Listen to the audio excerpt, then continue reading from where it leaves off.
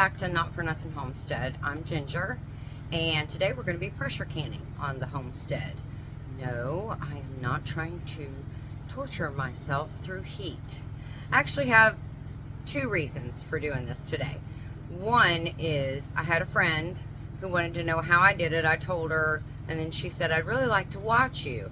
And I said, you're going to drive all the way here? Because she lives another state away. And she said, no, that's not quite going to be feasible. So I said, well, I'll video it and I'll just send you the video. So that's number one. Number two, I knew I had some pork in the freezer, and I've got stuff coming on from the garden that needs to be processed and frozen. I've got, well, hunting season is right around the corner, so I need to make some room in the freezer for upcoming things that we don't end up canning. So that's how that's going. That's why that came. That's how that came to be. So anyway, so we are going to pressure can. It's very easy. This is probably going to be like a 5-minute video unless I yammer and talk to inanimate objects for some ungodly reason, like I do sometimes.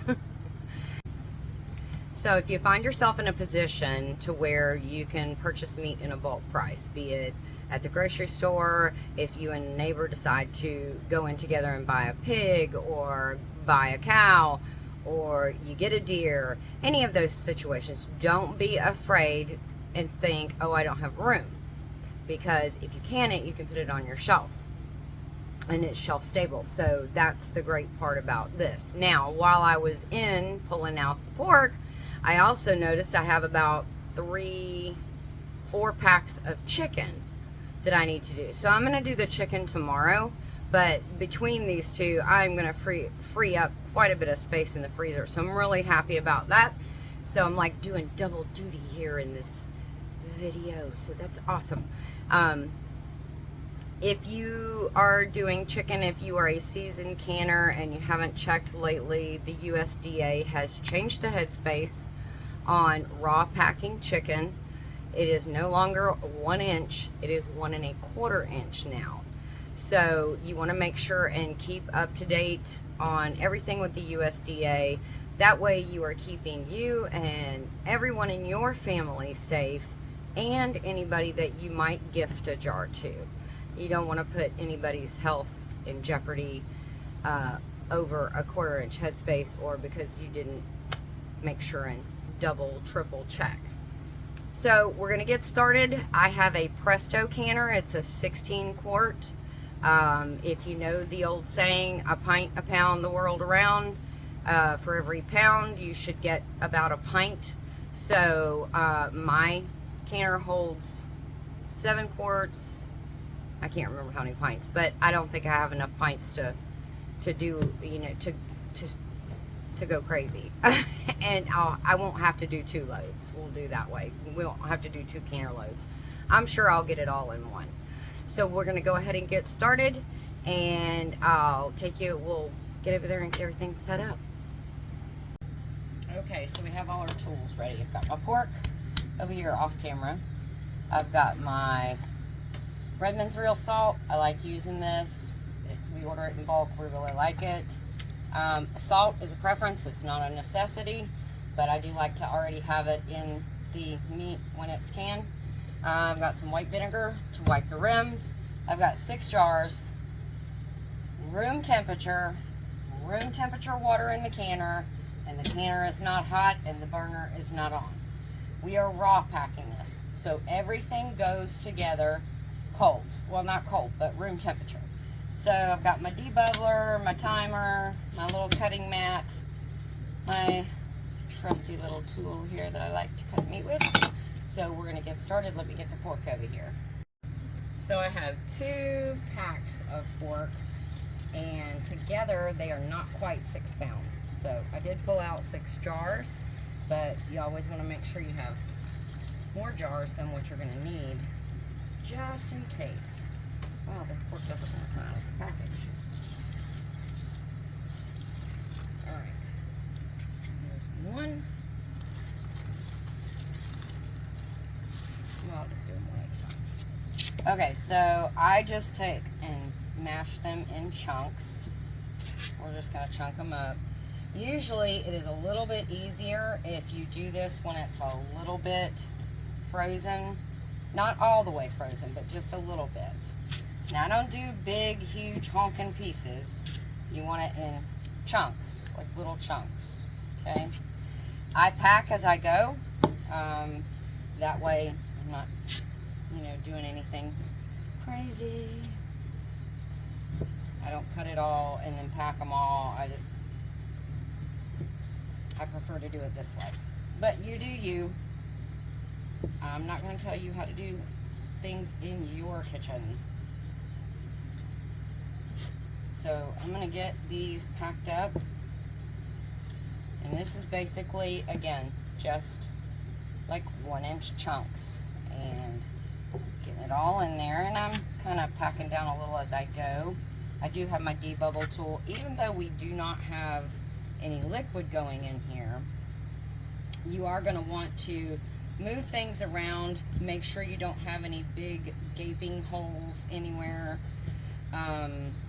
So you want to get it down in there as much as you can. This pork is going to make its own juice, and it's going to fill the jar. So it will be awesome, and we'll show you that in the end.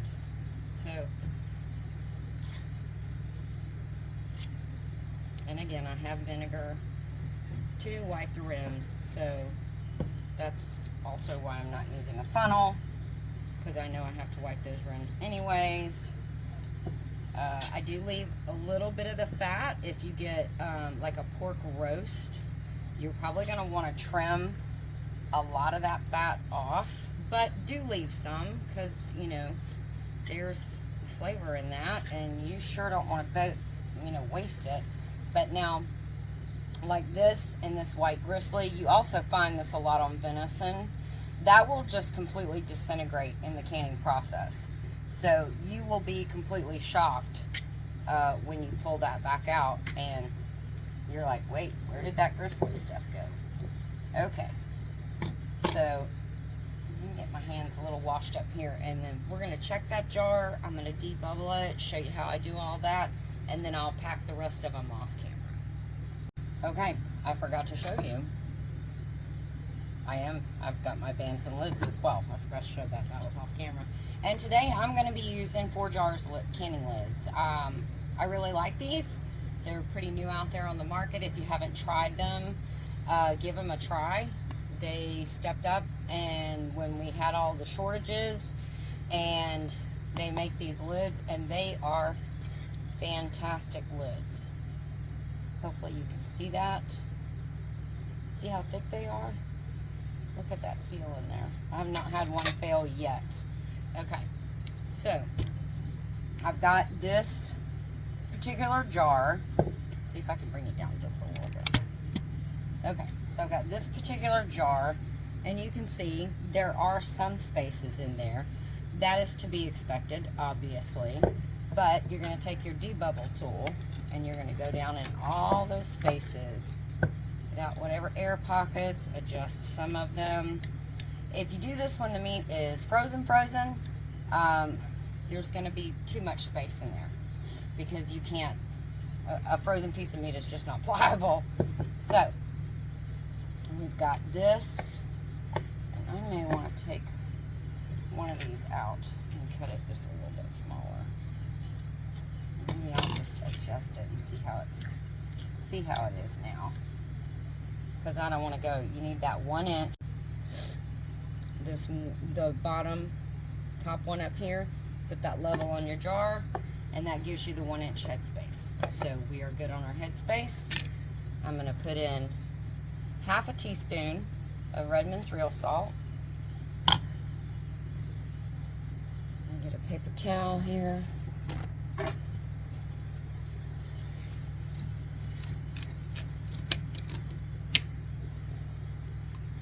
Vinegar on my paper towel. I'm going to wipe this rim really good to make sure that none of that fat or grease, oils, any of that stuff got on there. I'm going to put on a lid. band, finger tight, and in the canner it goes. Again, canner's cold or cool, room temperature. Water is room temperature. I'm putting them all in there. So let me get the rest of these all packed up and we'll be back. So I thought I would bring you back as I was putting the salt in and got them all filled. As I was adjusting these with the headspace tool, it also gives you the opportunity to see which ones need a little more, which ones you didn't pack down quite right. So as I suspected, I have a little bit left. Of course, this can't go in there like that. It has to be a full canner jar. I mean, a full jar. So I'm gonna put wipe these rims off with vinegar. I'll probably just use that for supper. So that'll be good. So I'm gonna wipe the rest of these off. Oof, the vinegar is a little overpowering. All right, so everybody gets a hat. Hat for you. Hat for you. And a hat for you. And then bands. Oops. Finger tight on the bands. Don't forget that. If you go too tight, if you crank down on it during the canning process, it's going to make your jar, your lid buckle. So you don't want it too tight. You just want it on there tight enough. The only thing the ring does is to keep that lid down instead of just falling off. So that's why you don't want it too tight, but just enough to where you can get it with, like in my case, 3 fingers. There you go. All right, so I'm gonna get all these in the canner. Okay, there they all are. So we're gonna put the lid on and we are going to turn on the stove, and then we're gonna bring this up to pressure. I'll let you know when that happens, and I'll bring you back for that. Okay, I thought I would just go over real quick too. I told you mine is a Presto. So I have a dial gauge canner.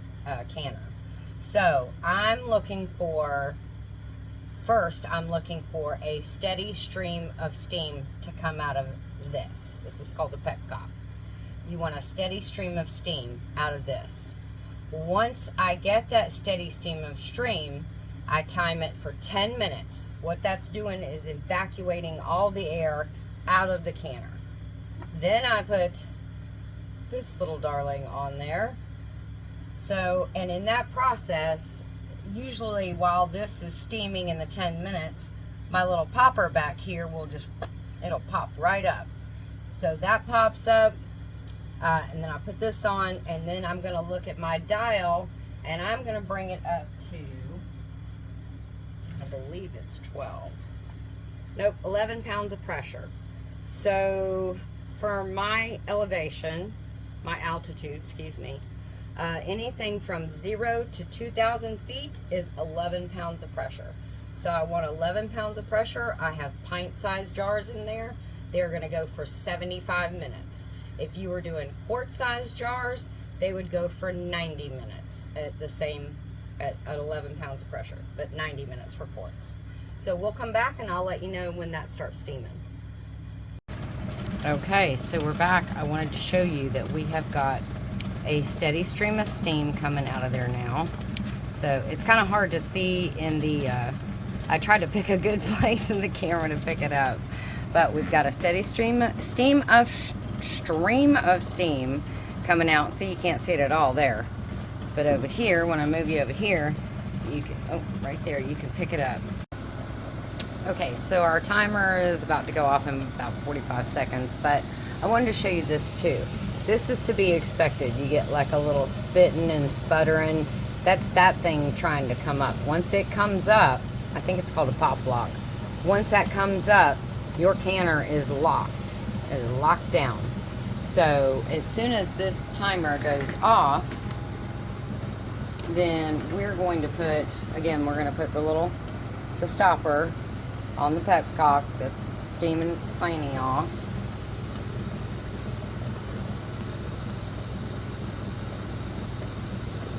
Alright, and there it goes. Let me turn that off. That'll be annoying. So I want you to watch back there. Well, let's do this the other way. So I'm going to just rock this on. And there she went. She popped right up. So now the dial gauge will start building pressure. And we'll be able to see that. And what we're looking for is 11 pounds of pressure. So we will come back when it gets up there. Okay, so I'm getting there. I'm getting there pretty quick too. This burner is the large one.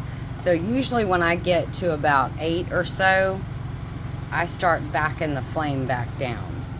Just because you don't want to way overshoot it. So then you're going to have too much fluctuation, and that's not going to be good for the contents inside. You don't want siphoning. I'm sorry, it keeps going fuzzy. But so we're almost here. Again, once it gets to 11 pounds of pressure, there we go. Once it gets to 11 pounds of pressure, I'm going to start my timer for 75 minutes because I have pints in there.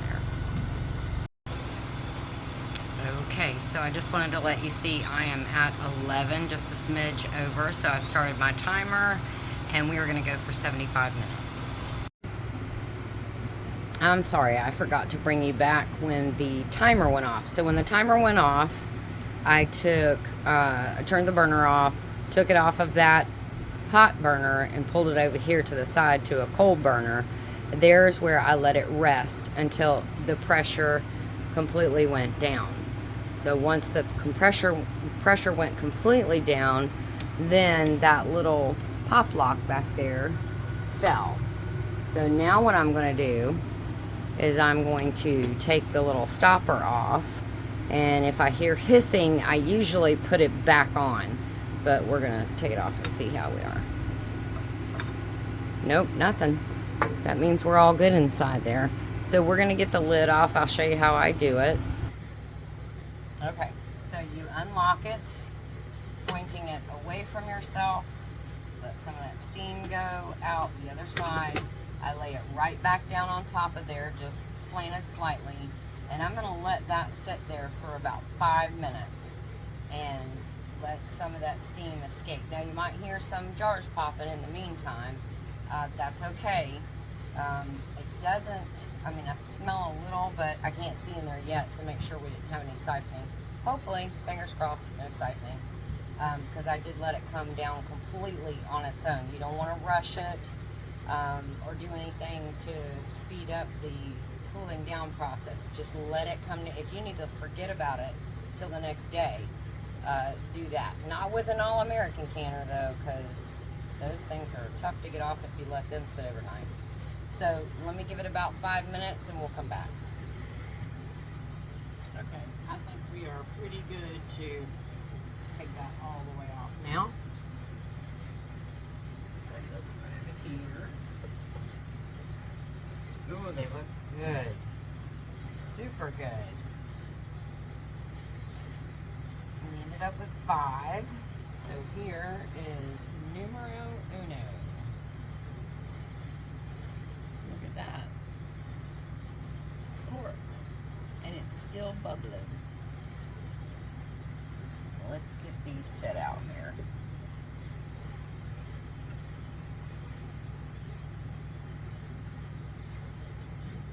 Remember to always put something down on your counter so you don't ruin your countertop, because these jars are super hot.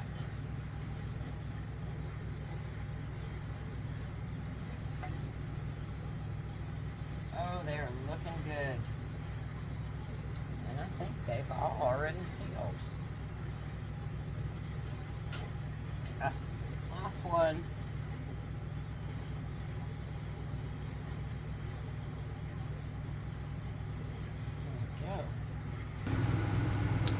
So I just wanted to show you, I did have a little bit, it looks like a tad bit of siphoning, but that's not, unheard of. It's not a horrible terrible thing.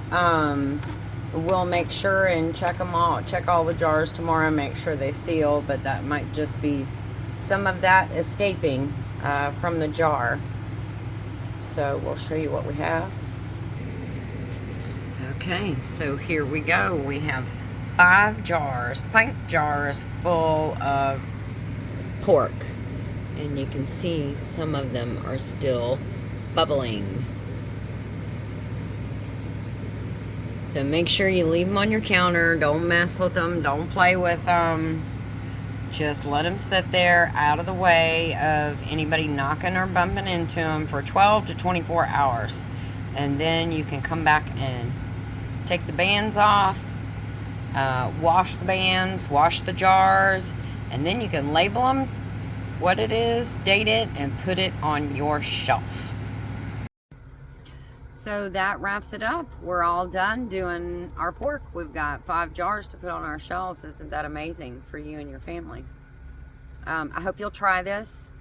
Tammy and Kyle, I want to see pictures. I want to see pictures of whatever you can, okay? I'm sitting out here on the porch this evening watching the sun go down. Look at this beautiful Georgia sky. Isn't that breathtaking? My dad used to say, when the sun goes behind the pines, you better grab a jacket. And he's not wrong about that, because usually it drops a little bit when it goes behind the pine trees. But I hope you all enjoyed it. I hope you gained something from it. Hope maybe it will inspire you to go, grab that extra pork roast, or extra beef tenderloin, or a couple extra packs of chicken. Chicken is pretty much the same exact way, except again, the headspace is 1 1/4 inches, not an inch. So I guess I will sit back and enjoy this for a little bit longer until the mosquitoes come and ruin it for me, which will be as soon as they sniff out my blood. Oh, I see one coming for me now. So I hope to see you guys. Hope to see you guys in the next video. Please make sure to like and subscribe. Take care, and God bless.